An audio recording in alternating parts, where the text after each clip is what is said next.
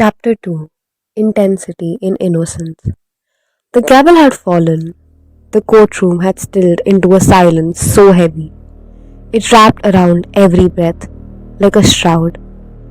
Judgment had been passed, and with it, the weight of consequence had begun to anchor itself around Ayansh Rajvanshi's throat like a noose. And then she appeared. Ishita Goyal, like venom in silk, like a scar that refuses to fade, glided toward him once the room had emptied. Her heels echoed like mocking laughter against marble tiles. That smile on her lips wasn't joy, it was decay disguised as delight. Her eyes glinted with a cruel kind of satisfaction, not the victory of gaining something, but the glee of watching someone else lose. Mr. Rajvanshi, she drawled, her voice dipped in poison. How does it feel to live with the fear of losing your daughter? Ayansh's gaze, colder than midnight steel, fixed on her. This woman, the one he once crowned queen of his heart, wrapped in the warmth of devotion and blind trust. He had loved her once with the fury of a man who had the world at his feet and offered it to her. But she burned it all down for lust, for betrayal, for greed. And now, 7 years after divorcing him, after abandoning the daughter she never once cradled, she dared to return. Not for love, but for leverage, for wealth. Ayansh didn't reply.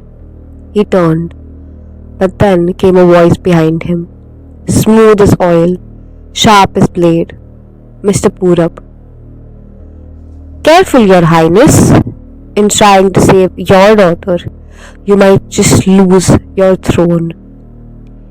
Ayansh halted. The words cut deeper than intended, and a king never walks away from a challenge. He turned back slowly, fixing Purab in his sights. His voice dropped into a lethal calm, the kind of stillness just before the lion roars. A true queen protects her king's throne, Mr. Purab. Your client? She burned hers to the ground. He stepped forward, his voice now a quiet storm.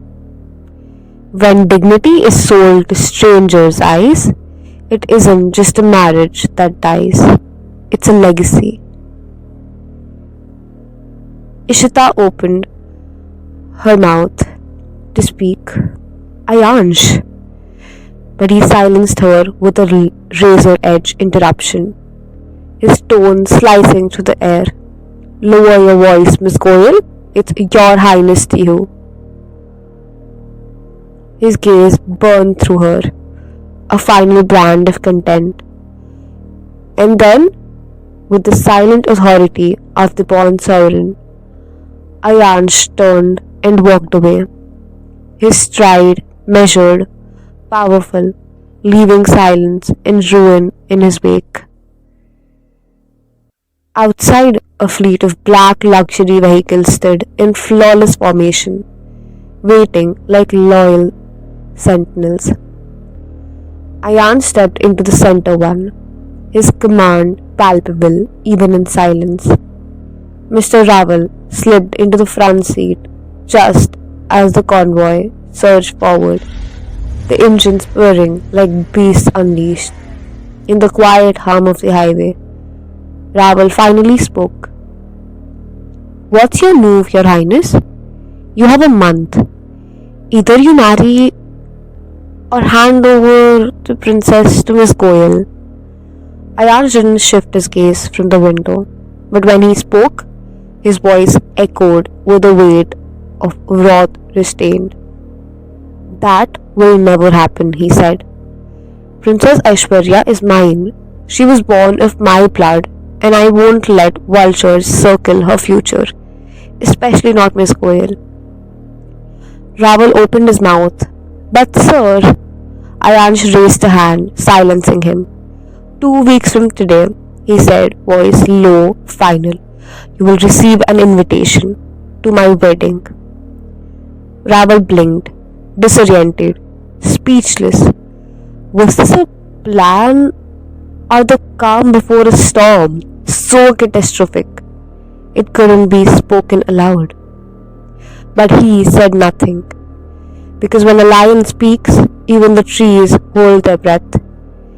Twilight was melting into night by the time Ayansh's motorcade rolled into the gates of Aishwarya Palace. The estate breathed power. The air itself shifted in reverence as the car slid into the porch. A footman raced to open his door, and Ayansh stepped out, no longer just a man, but a storm in his suit. His black coat hung from his fingers, his tie loosened, yet his face, sculpted, stoic, illuminated by the palace lights, held that same commanding fire. Suddenly, laughter. Light footsteps descending the stairs. A little girl in a frilly floral dress came rushing down with the speed of sunshine on the run. Her giggle hit him first, and he froze, mid-step. Babasa! Her voice was a melody that melted the day's bitterness into something almost bearable. She leapt into his arms, and he caught her with the ease of ritual. She wrapped her arms around his neck and whispered, Why so late today, Babasa? Ayansh pressed a kiss to her forehead, inhaling the innocence. I had to visit another city, princess. She pouted, wiggling to slide down. He let her on her feet on the floor and questioned, What's this hurry for? She quickly turned toward the staircase and said, giggling, Homework, Babasa. The biggest headache of a child. If I don't finish in time, Didi will scold me. And just like that, she vanished, leaving behind the ghost of joy and a father's fleeting smile. Ayan stepped inside, exhaustion trailing him like a shadow. He sank into the velvet couch of his grand hall, head tilted back, eyes shut. Ishita's venom, the court's verdict, the throne trembling beneath the weight of legacy. It all spiraled behind his eyes like a storm cloud, refusing to break. And then, another voice, soft, serene. Mama Sa? His eyes opened. There she was. Arvi, 18, barely a woman, yet with eyes that carried galaxies of understanding. She stood there, wrapped in soft pastel kurti, her braid long, posture humble, but aura quietly magnetic, almost unsettling in its maturity. She signaled to a servant who offered water. Ayansh drank. Then she stepped closer and extended a teacup, his favorite blend. You look tired, Mama Sa. I thought this might help. He accepted the tea. One sip, his eyes fluttered shut.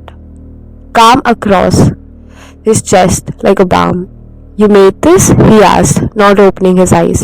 Arvi smiled. You were late. I knew something at court had disturbed you. I thought maybe comfort should arrive before questions. He opened his eyes now, studied her. 18, yet speaking with the weight of a soul twice her age. And the way she looked at him, concerned, yet unwavering, calmed his storm better than any silence. What was she? A girl who seemed to hold pieces of him he'd never offered. This girl who, in a single glance, could still his chaos. The room was quiet, too quiet.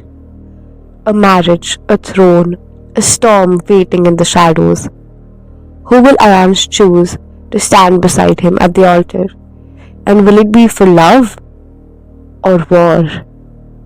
Married to My Uncle, A Contract Marriage. Listen to the full audiobook on YouTube or Pratilipi FM. Alfazo Ka Safarnama.